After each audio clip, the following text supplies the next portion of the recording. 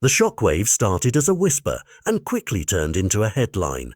David Alaba, the seasoned Austrian who has been part of Real Madrid's defensive backbone, now looks increasingly likely to leave the club next summer. And that possibility tells you everything about the ruthless calculus at the Bernabeu right now. This isn't just gossip. Madrid have already activated a new generation in defence, signing teenager Dean Huijsen to a long-term contract, and that concrete investment changes the balance of power in the squad.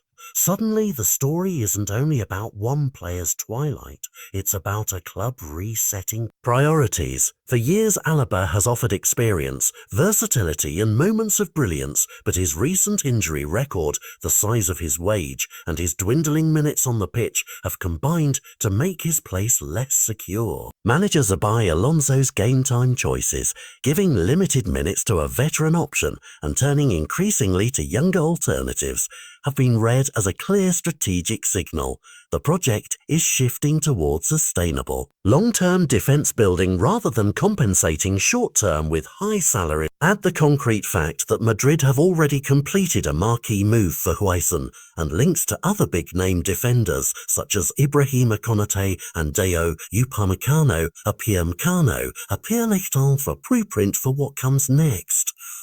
The blueprint is logical. A club balancing Champions League ambitions and a congested calendar needs dependable, available defenders who won't be sidelined for long stretches, and they also need a wage structure that allows for reinvestment across the squad. If Alaba, whose quality is not in question, is increasingly unavailable through injury, then even extraordinary past service collides with cold economics and team-building needs. The human side of the story is heartbreaking for fans. Alaba arrived as a top signing, helped deliver titles, and became a recognisable figure for supporters.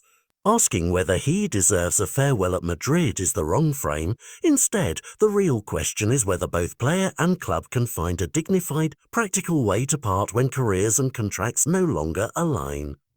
For Madrid, the path forward might be to carefully phase out high-earning, low-availability players and usher in hungry, long-term prospects who can develop under Alonso's system. That's not just a transfer window story, it's a shift in identity.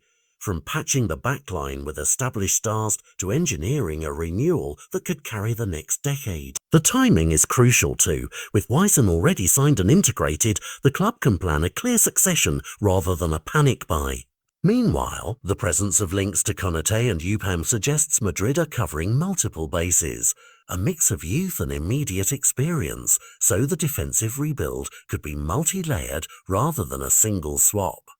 All of this matters not only to Real Madrid's boardroom, but to matches that decide titles. Changing personnel changes tactical possibilities, squad rotation, and the way Alonso can shape a team across a long season. For Alaba, the most humane outcome would be a negotiated departure that honours his contributions while allowing the club to move forward. For Madrid, the challenge is to communicate transition without fracturing dressing room trust. Fans should brace for a summer where sentiment meets strategy, where a beloved veteran's future becomes a barometer for how ruthlessly modern football balances history with results. Expect headlines, debates on social channels, and inevitable emotional reactions in the stands, because when a club like Real Madrid reshapes its spine, the ripples are felt across football, on tactical analysts' boards, in betting lines, and in the very fabric of La Liga's title race. This could be the end of an era for one defender and the start of another era for the club. Cleaner wage books, younger legs at the back, and a manager who appears ready to make hard choices to build a team aimed at sustained success rather than short-term sentiment.